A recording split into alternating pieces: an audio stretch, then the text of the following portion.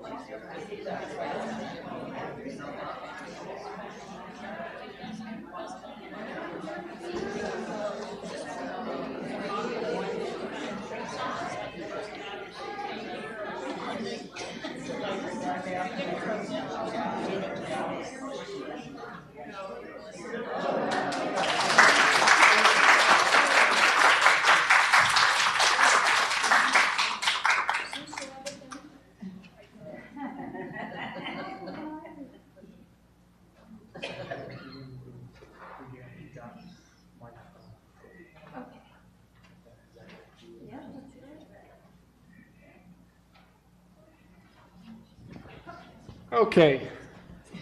Welcome, everyone. Thank you for coming. Thank you, Jyoti, for being with us. The Office of Mission Advancement is very excited to bring the author of this wonderful book here to Nazareth today. I know we all are excited to read this book or have been enjoyed reading this book. And we're very happy to have Jyoti come and talk to us about it today. Jyoti is the senior opinion editor at the New York Times. And born in India, she grew up in Texas and currently lives in Brooklyn with her family. And today is a chance to hear directly from her about her interest in the Sisters of Charity of Nazareth and how that has interplayed with her family's story. Today, we will first hear from a few words from Sister Sangita, and then Kathy Hurtlebaker will speak to us about the archive's role in some of the research that went into the book. And then we will hear from Jyoti. She can introduce herself, and we'll share an excerpt from the book. And then we will finish with any questions that you may have for her. Spalding, if we want her to autograph these books, would there be a time for that? That is right. And I guess so we will finish with questions and answers and a book signing, which will be over here at this table. You can come up and speak with her and have the book signed. Thank you. I think we have a few more copies left that you can see Stephanie about. Most of our on-hand copies have already been sold, but we have a few more. So we will begin with an opening prayer, and Sister Linda will be leading us in that. So thank you, Sister Linda. Is this microphone okay? And happy birthday, Sister Linda.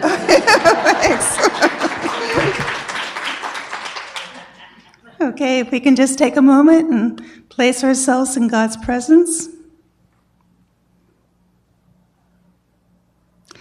God, source of all love and hope, we come before you today to hear about and honor the pioneer sisters who brought hope and healing to the people of Mokama.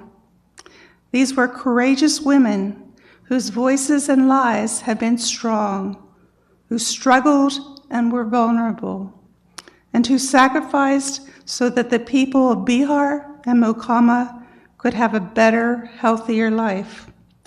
They were women who inspire us to be the best we can be, women whose lives stretch our minds and hearts to reach beyond our securities, who challenge us to grow.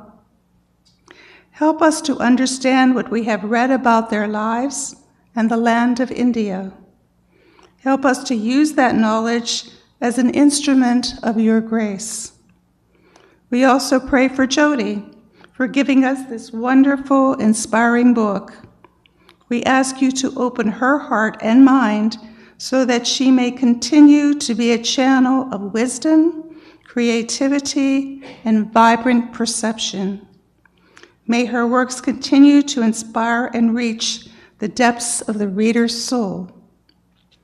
We offer gratitude for these women and for Jyoti, who brought their spirit to life through her words. In God's name we pray, amen.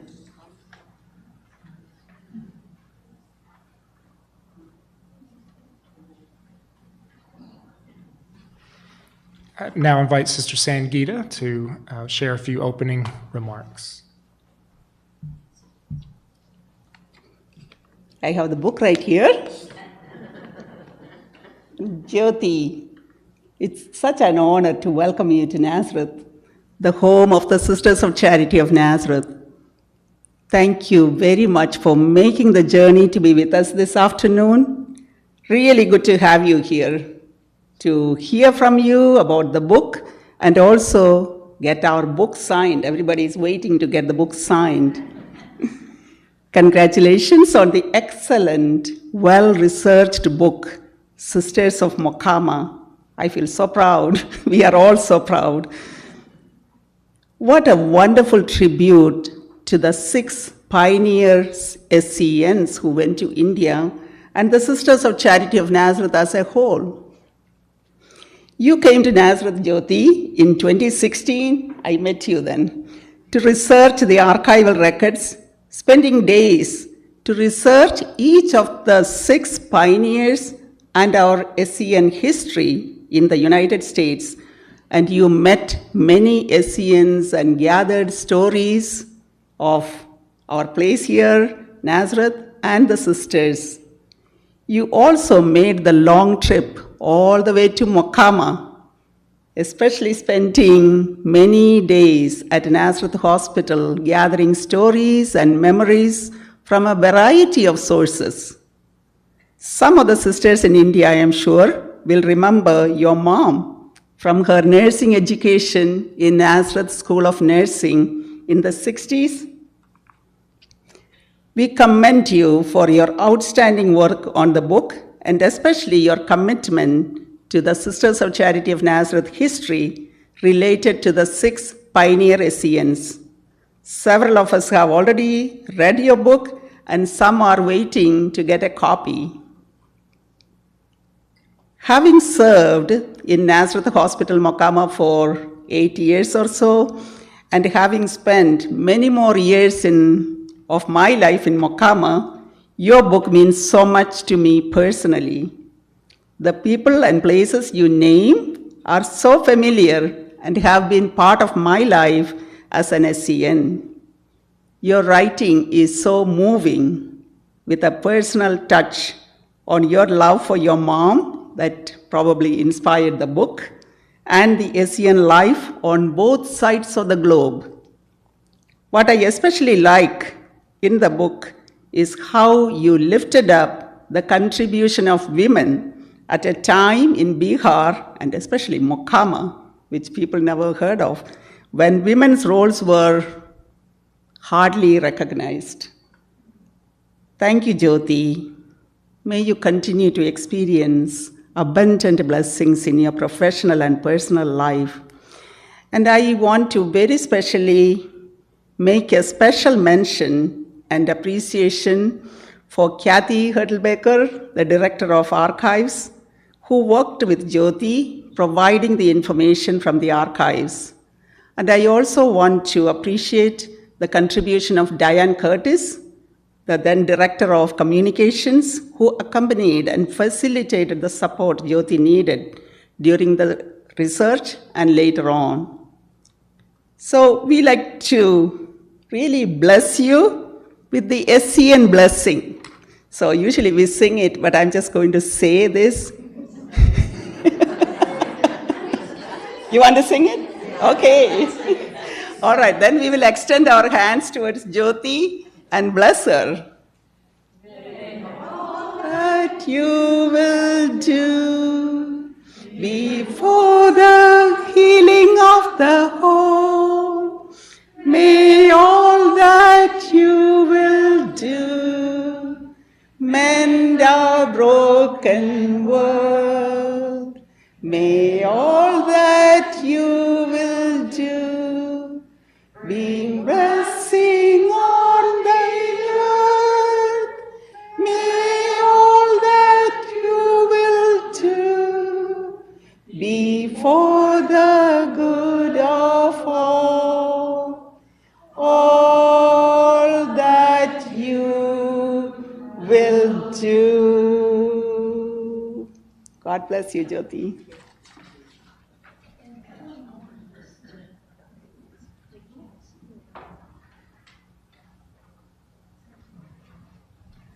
And now Kathy will share a little bit about the pivotal role that Nazareth Archives played in the research of this book.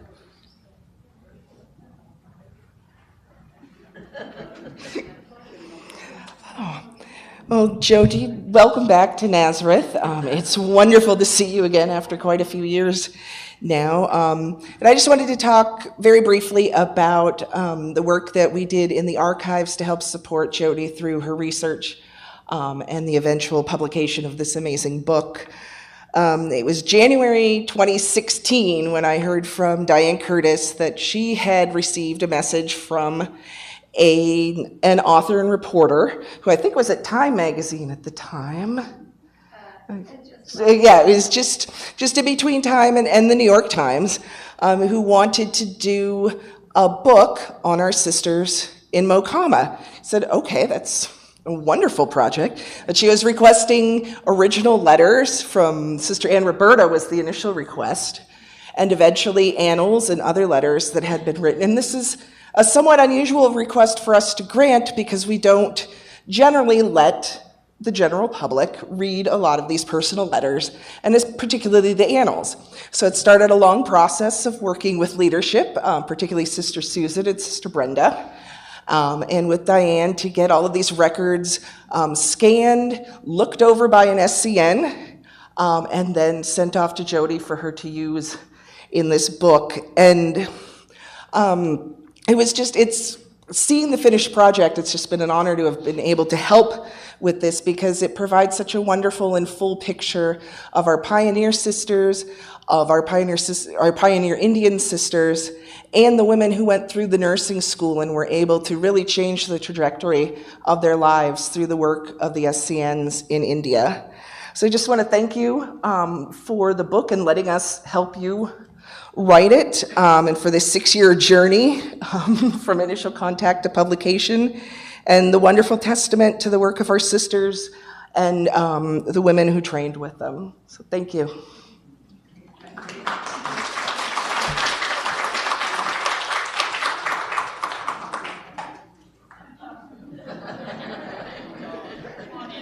Yeah, MC, to get to the best part here, we'll hear from the woman of the hour. We'll hear from Jyoti at this point, and she will read a passage from the book, and then we'll open it up for question and answers. So, Jyoti, come on up.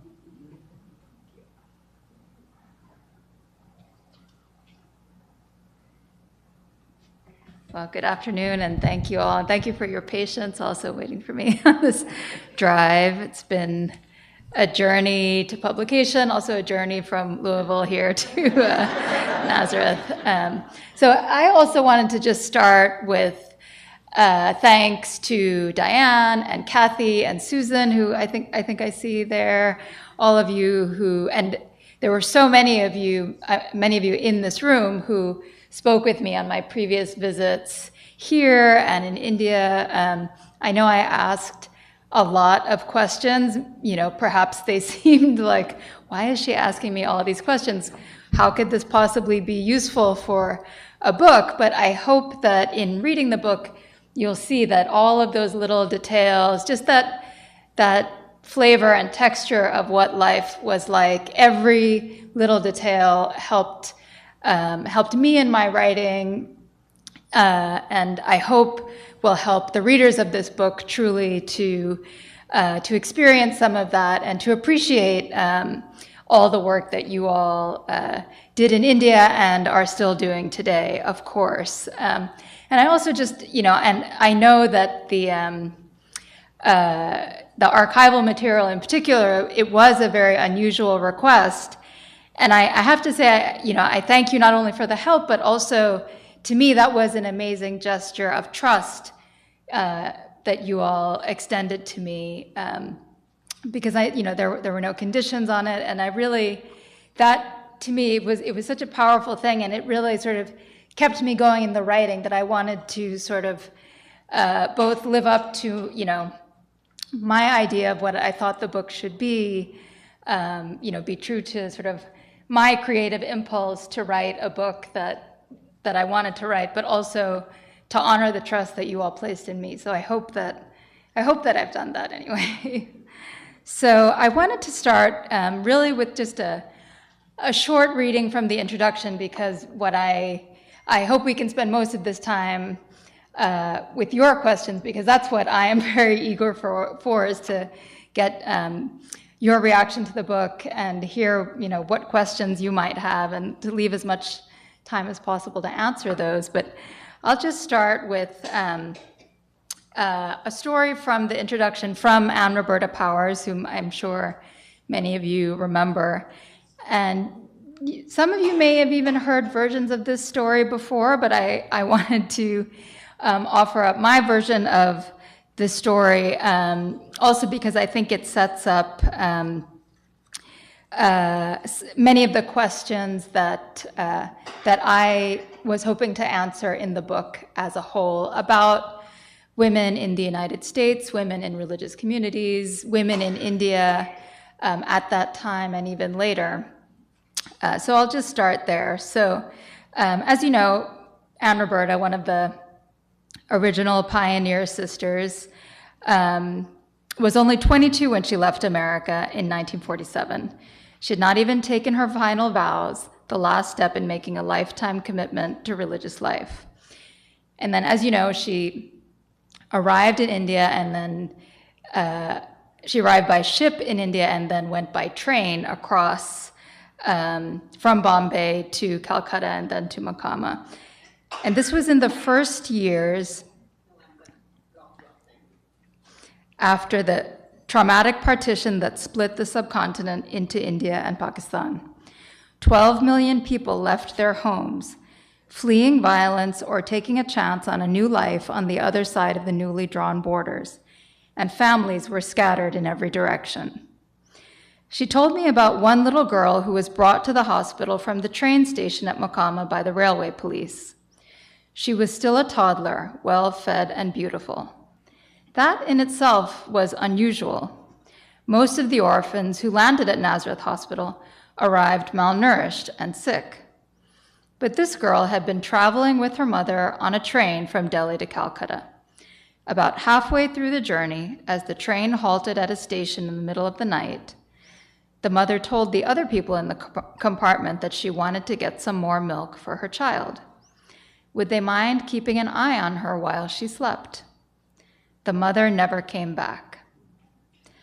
The other passengers thought she must have boarded in a different car and would walk back to her berth. But when the train reached the next station, Mokama, she still had not returned. They called the railway police, who brought the abandoned child to the convent. The nuns carried her inside to examine her. She was lethargic, perhaps drugged, but otherwise healthy. She wore a diaper, a soft, store-bought one, a luxury at the time. The nuns began to undress her to put her to bed and discovered that she was wearing 6 frilly dresses, one on top of the other. They must have been all the clothing she owned in the world. Anne Roberta paused for a moment over that detail, stunning in its tenderness and cruelty. It was St. Bernard's Day, so they called her Marie Bernadette. That was the moment I felt there was more to the story of Nazareth Hospital than I had imagined. It was built out of the ashes of partition, a place where those who had escaped or endured the ruptures of home and community would learn to look at this new and brutal world for what it was. When you could no longer count on anyone to protect you, where would you go? What would you do? Who would you be? What kind of place was India in 1947, where a woman might lovingly prepare her own child to be abandoned? There were thousands of such children in India at the time, orphans whose parents had been killed in the months of violence, and others who were left behind in the great rush of people fleeing from one place to another. This girl didn't look like a refugee. She could have been the child of a marriage between a Hindu and a Muslim. During partition, the lines between communities hardened. Parents and children, husbands and wives were sometimes forced to choose between one country and the other. She could have been the product of rape. There were thousands of women on both sides of the border who suffered sexual violence, and it took many months for the governments of India and Pakistan to decide the fate of their children. There were also thousands of husbands who went off to fight or to find their fortunes on the other side of the partition line, and it was not uncommon for months to pass without their sending word back to their wives. Had the child's mother been one of those wives who took a lover to fill the silence? Or perhaps she had simply decided to seize that moment when the whole world was in chaos to choose a different life for herself. Another city, another name, another destiny, one that she would choose for herself. So I'll just stop there because I think in many ways that question, that mystery of what was it that pushed people to leave what they knew, to create a life different from the one they were born to, whether that was shaped in a moment of crisis, of violence, or simply opportunity, that was in many ways the question that I tried to answer through so much of this book, the central mystery and the animating impulse. So if you wanted to know why did I write this book, that would be that would be one big part of the question. So, and now I wanted to just open it up to your questions.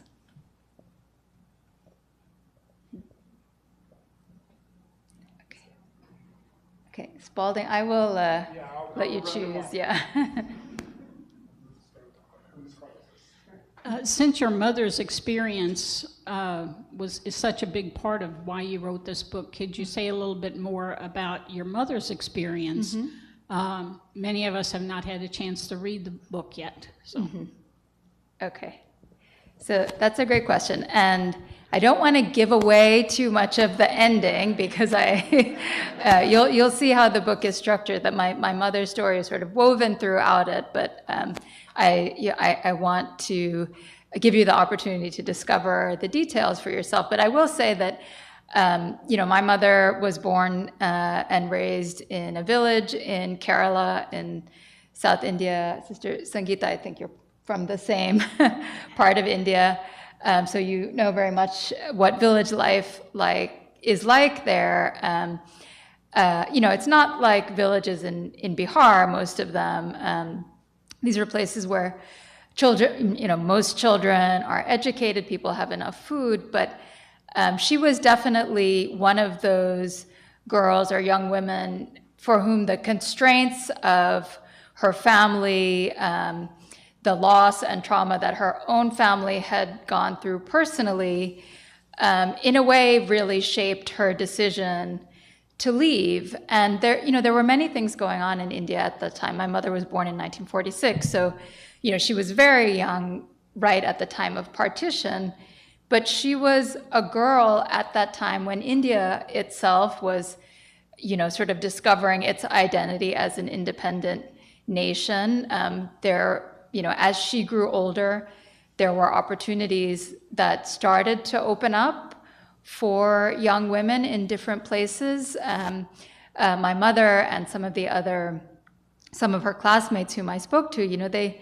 described that feeling of growing up in a village where, you don't have a lot of contact with people outside your immediate family, your church, your village, the other children of the village whom you go to school with. But they started to hear, often just through word of mouth about so-and-so, became a teacher over there. Someone became a nurse over there. You could just, you could feel that sense of there were doors opening up in different places, but you had to be the kind of person who was willing to walk through them. And she was definitely one of those people. And that's for young women like her, that's what the nursing school at Nazareth Hospital represented. It was this door that opened into a great unknown. Like they didn't know what Mokama was like. They didn't know where that door would lead them, but they were willing to sort of walk through and see what happened.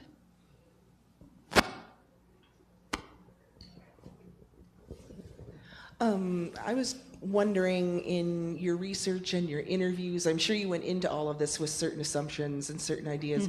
So what was the most surprising thing that you discovered about this story that you weren't expecting while you were researching it? Well, I think, there were a couple of things. One is, I was delighted, really, I don't know if surprise is the right word, just to read the level of detail in the letters just about everyday life. It's just a different kind of, the amount of effort that people, the sisters, everyone in the story, the amount of effort they put into just documenting everyday life and what happened. It's just an incredible treasure for anyone who's interested in the history of this period, really, because honestly, there are so few records from that time, particularly in the voice of women, just telling you, what daily life was like, how much things cost in the market, and, how long it took to get from here, from there to here. It's so valuable. The other thing that I think so impressed me, and perhaps, many people who are outsiders to, to a religious community like yours, and, we all have sort of assumptions about what motivates people and what it's like to be a sister in a committed religious life, but in all of the letters and the stories, the annals, I was so surprised and impressed with the of course, the commitment and dedication, but how seriously they all took their work in the hospital. I mean, the commitment to the quality of care, to their own professional development, to their development as nurses, as pharmacists, as surgeons, as Dr. Wiss was, but then also, they had to be like engineers and administrators and, just figuring out, politicians figuring out their way in this complicated political environment. And they took it all so seriously in a way that I think all women can really learn from. Did Mary Ann Couture's book influence you in any way, Jyoti? I can't say I'm familiar with that book. Perhaps I should be, but can you remind me, is it about this period or about this? The title of that book is The Six Binders.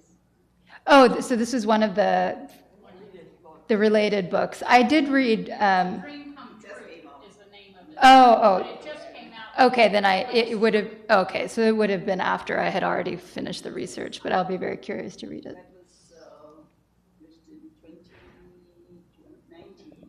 Okay, yeah, Right, when we were in India. yeah. It was a couple of years ago.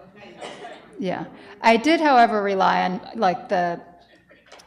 I know the sisters have published several books over the years, and Kathy was very helpful in making sure that I had seen just all of the ones that had been published up until the point that I was doing my research.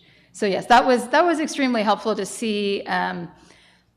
Again, how the sisters viewed their own history. All of those books were written and compiled using some of the same sources, but not exactly the same sources. So I think as a writer, it's always helpful for me to see, what are the sources that different writers are using, what's the context that they're writing in. I mean, I drew on a lot of recent historical work about the experience of India in World War II and partition, but those books were also extremely helpful to me.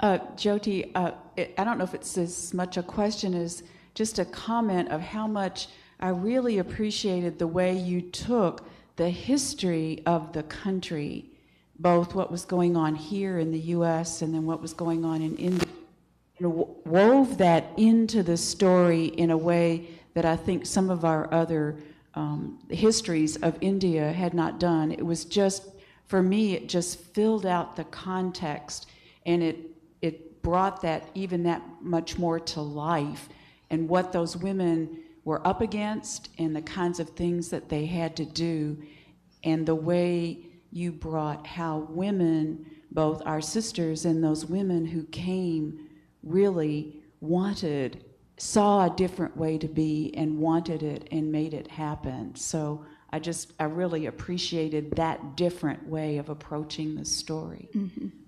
Well, thank you so much. I really appreciate the comment, because that is definitely one of the things I was hoping to do with the book. I think, if the book has an argument, it might be that, which is, I think all of us, we are, of course, individuals. We make our own choices in life, but we are all products of the historical moment that we're living in. I mean, right now, this is a period of intense political upheaval, societal upheaval for many reasons, as we all know.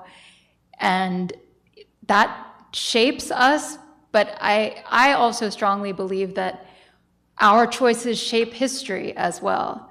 So the choices that all the women in this story made in their own way, I think they shaped the course of India and they shaped the course of the United States.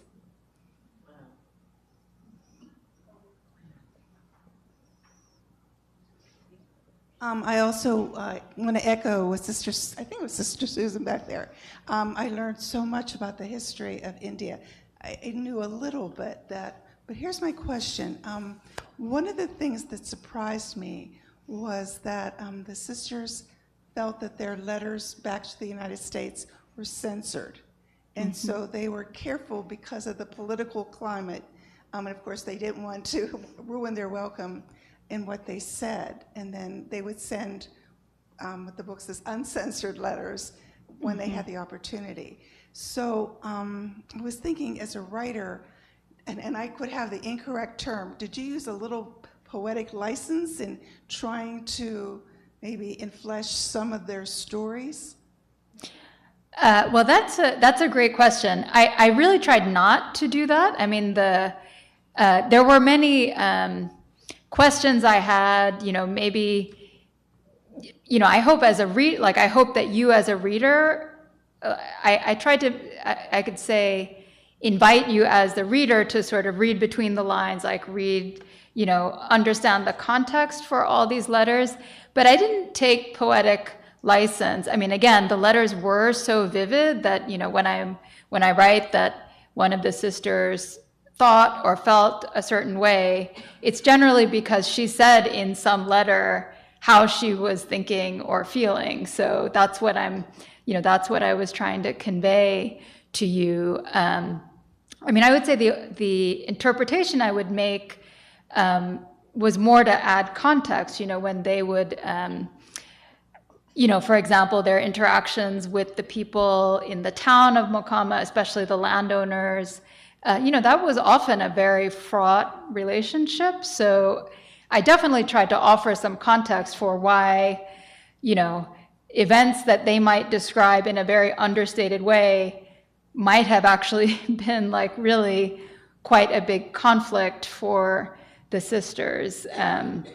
So I think I definitely tried to interpret and provide context. I didn't want to give, take a poetic license because, again, this is a work of nonfiction, and the thanks to Kathy and everyone else who spoke to me, the record that I had is actually quite thorough. But your point about the uncensored versus the censored letters, that was something that I tried to keep in mind as I'm, reading the annals and also all these letters. But that's true for any historical document. I think that, we use as writers is you have to understand who was that person writing to and what was their relationship and what was that person perhaps trying to communicate in writing those letters. I mean, I'm sure, and again, this is probably plain in the reading that, when the sisters are writing home, they are, of course, describing exactly what's happening, but there is an impulse to both, let people know that everything is fine, that we're doing our work, to let people know, all the hard work that they're doing and that their effort in sending them there is paying off. But then also at some points they want to be candid about the challenges that they're facing so people understand the obstacles to the work that they're doing and what help they might still require. So all of those things are there. But yes, I also wanted to point out this, I had only a couple of those uncensored letters, which I hope, give some context to, what the other letters might have been like and the pressure they were all under. Mm-hmm. I was a novice and postulant when I clearly remember train loads of leprosy people getting off the train and coming to Mokama. Mm-hmm. Crescentia Wise was the one who took care of them, and everybody, these are untouchables, everybody was afraid, including the Indians. But Crescentia was so fearless, and it was her calling. Mm-hmm. And the train loads of leprosy patients would come. We didn't call them lepers. Leprosy patients would get off the train and come to Mokama, and she would take care of them. I mean, you talk about pioneering and fearless and courageous. That was the spirit of our early sisters. I'm so proud of them. Yeah.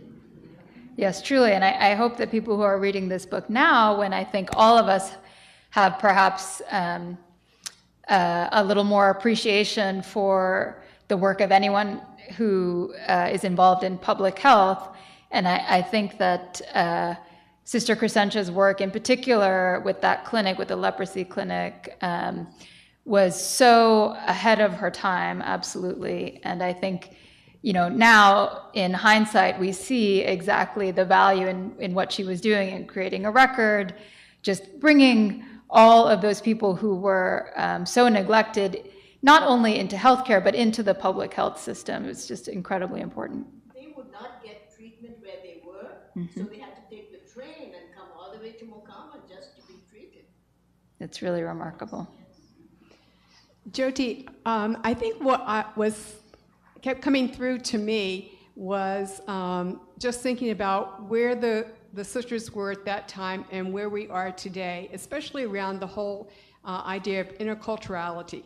We've been trying to work a lot with that. And so some of the tensions, of having U.S. women coming and not understanding the cultures, but really being all encased into that hospital and doing what they knew how to do best was difficult. I mean, even listening to our sisters' stories who came from Kerala and all like that, and a lot of things that they were told they did wrong and couldn't do, only because it was from the U.S. context that was coming. And I guess that's what I appreciated, that to see how we continue to try to grow, even though we're not there yet, but how all of the sense of understanding culture, and then for missionaries, how much you really put yourself into the country to understand the people also. And I appreciate what you've done so that we could know that. Thank you so much for that comment. And again, that is something that I hope many readers will take away from this book, because, of course, this is a story about a group of sisters and their, encounter with India and the inevitable tensions that came up. But I think there are so many important lessons for any person or any institution, an American institution that is, trying to do work overseas. I mean, honestly, I think that the reason that Nazareth Hospital has endured, that your community as an institution has endured, is that willingness to change and be changed by the people and the places where you're working. And I think that's honestly, it's something that very few American institutions have really absorbed in the way that your community has.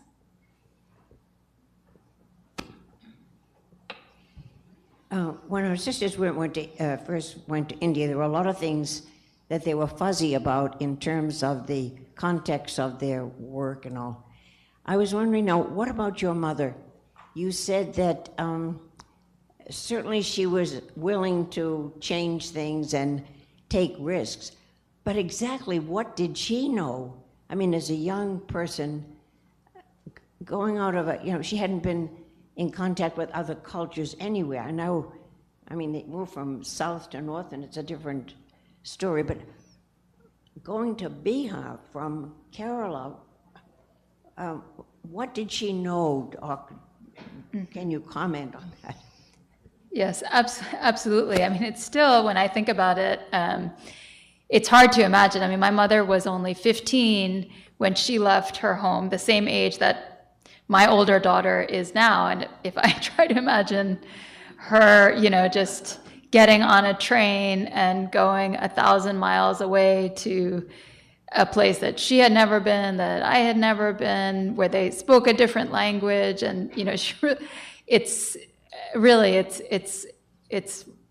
incredible. But that is exactly it. Honestly, she didn't know what the place would be like. She, she had, I think, a cousin who had been to that nursing school before. But again, this was such a long time ago. People were not communicating all the time by mobile phone or by social media. Of course, there were newspapers and letters, but the information that was available was really quite limited. So, I mean, honestly, if she knew more about it, perhaps she would not have gone.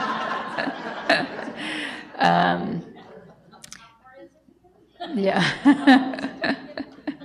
Yeah, exactly. But again, it's the sort of the folly of youth, for better or for worse, I suppose.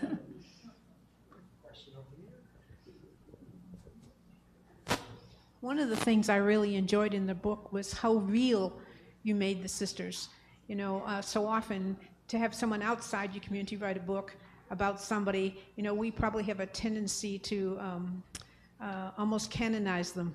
Whereas it was great to see their idiosyncrasies and how they interacted with each other, and they each had their own personalities. And I don't know which one of them threw the Hindi book in the river when she couldn't be it. I mean, just great humanity to it. So I'm grateful for that. Mm-hmm. Thank you.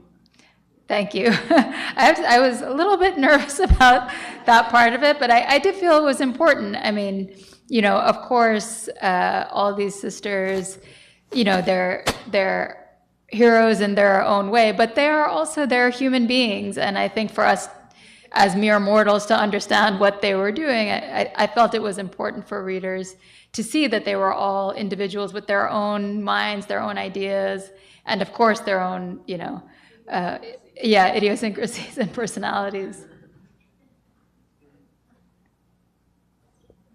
Jyoti, what did your mother think of the book? What was her response to, I lived through this and this isn't quite right, or this is wonderful, or what? Mm-hmm. So I would say overall, she of course she's happy and proud that I chose to tell this story. It is, I think it has been a somewhat strange experience for her to feel that, this part of her life, I mean, she's, a private person, is sort of out in the world in that way. Like it's a little bit disconcerting. But really more than anything, the comment that I heard from her and some of her classmates as well is like they almost did, they weren't quite sure, like, but is this really that special? Like, it was just their life and they lived it and this happened and they've, of course, like they've moved on, they've, built entire lives for themselves in the United States. So, in some ways they sort of question like, well, you have all these ideas and interpretations about the history, and she's like, but, from their point of view, they were just young women, they did what they wanted to do, and that was that, and that's just their life. So, but, I feel that it's perhaps up to us who didn't live that life to really appreciate how extraordinary it was. So Jyoti will be with us for a little while longer, signing books, and we also have some refreshments. But first, Sister Adeline, did you want to say thank you? Okay.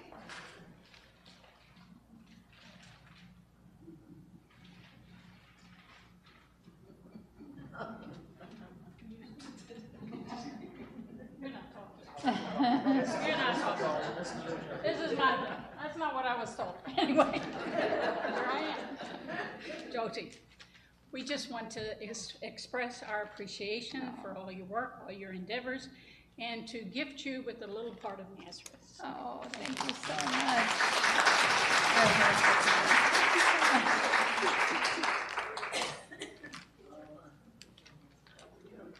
So at this time, we will have the book signing. And if you have any more questions, I'm sure she will be happy to answer them. And we also have refreshments, so please help yourself. And thanks again, everyone.